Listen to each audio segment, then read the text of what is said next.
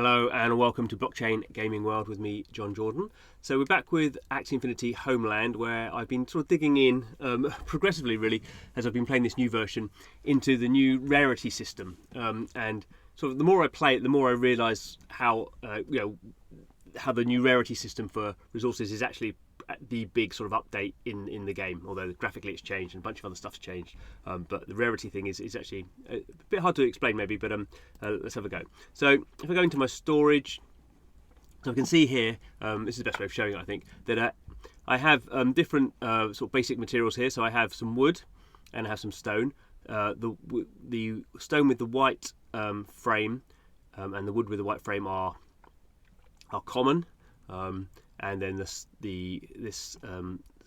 wood with the blue frame is rare.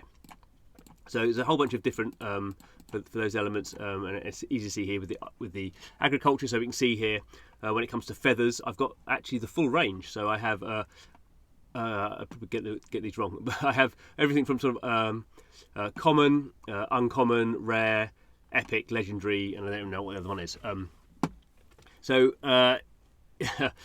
This adds quite a lot of sort of complication to everything. So with everything that you are growing or collecting, you have this different rarity situation going on here, and that really plays into the situation when you are then doing other things with this. So I don't know if I can do this one. So no, I haven't got any for that. Let's actually go to this one. So actually, let's not go to that one. Let's go to this one. So this is where I create equipment, and at the moment I am creating these hammers. But you can see here I'm creating hammers, and I'm creating common hammers. But if I wanted to, I mean, I don't actually have any. I couldn't actually do these, but it took me a long time to work this out, so I could fiddle around with these things. And if I had, this is uncommon, so uncommon ore, and I don't have any uncommon wood. I have some rare wood. So I could now craft using these rare materials, and obviously there is. It tells you here it's not because I think because I'm using these rare items doesn't mean I'm going to get guaranteed rare hammers, but I'm more likely to get guaranteed rare hammers because I'm using rarer things, if that sort of makes sense. So with all these sort of things, yeah, you can see it's sort of changing here. So it gives you the probability of what you're going to get here as you fiddle around with these little icons. And obviously, as you can see here, it's changing. So you can sort of mix up the sort of what you've got. So you don't have to always have the same rarity item, because obviously you might not have that. But you can see here, if I'm using uncommon ore and a rare wood, what the probabilities are for these sort of things. So that's sort of a really interesting way of adding, quite a lot of complexity, because it's the basic elements are the same, the basic resources you're using are the same. There's quite a lot of complexity anyway within these ingredients. So you have to collect all these different ingredients. You can see I don't have most of these sort of things. I think this is leather I don't have at the moment. And as you go further on, you need quite complicated amounts of this sort of stuff. And this is only level 1, so obviously you can see here level 5 going to be pretty complicated. But it just really adds this level of sort of complexity and choosing what you want to do, and that also then feeds in to certain other elements. So one of this is I don't have these here. Yeah, so this is where you can this is sort of the combat sort of part of the game. Again, very early for me because I've not unlocked many of these things. But these guys just turn up over time, adventurers.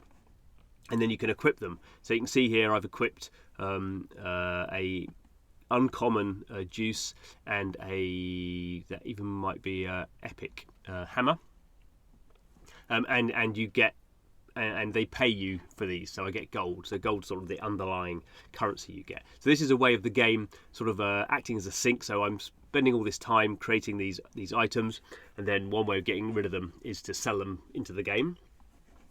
So I can sell that and I'll get 15 gold. So gold is useful to buy things in the marketplace.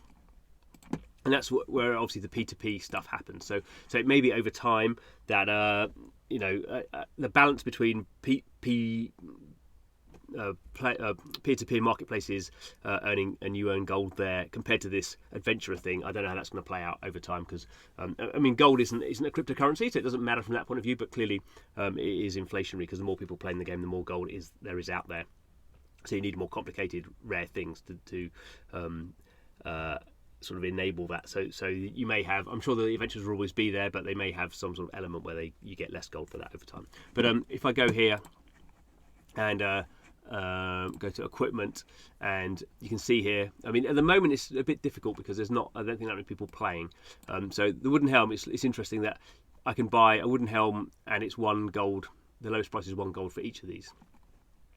But if I go to the highest price and see what's costing the highest price, so this is a gold diamond bracelet at the highest rarity. So these are all at the highest rarity levels, and suddenly that's, I mean, no one's going to buy 7,000 for that. Oh, well, maybe they will. I don't know. You can see these are all the rarest ones, because they're red.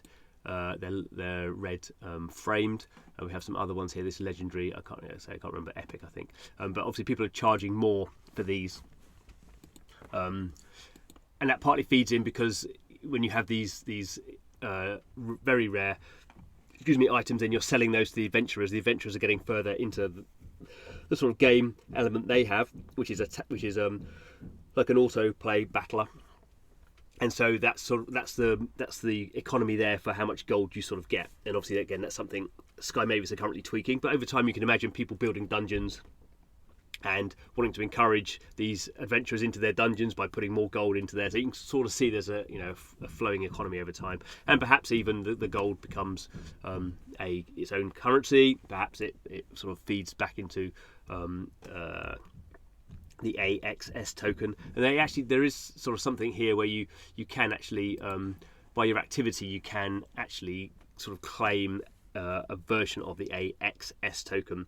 And that's a way of you sort of cashing out your experience and your skill in the game, because you collect these 2 tokens. I'm not going to go into all the details, but you basically need a sort of it's a dual system. You need both of these sort of tokens to cash out this other synthetic version of AXS. So there is a way out of it. Again, this game is sort of very early. It's been going for about a year. They've been testing it in lots of ways. But it is interesting how what was a fairly straightforward sort of time-based building game, which is what we have here. So you're building up these different buildings and unlocking new sort of resources and new things you can build, more complex stuff, and then how that all feeds in. Adding this layer of rarity really does make it a much more sophisticated experience than it was before. So that's sort of really cool to see, and I'm actually sort of quite enjoying getting to grips with it, even though I'm sort of quite early on in the game. Anyway, thanks for watching. See you again soon.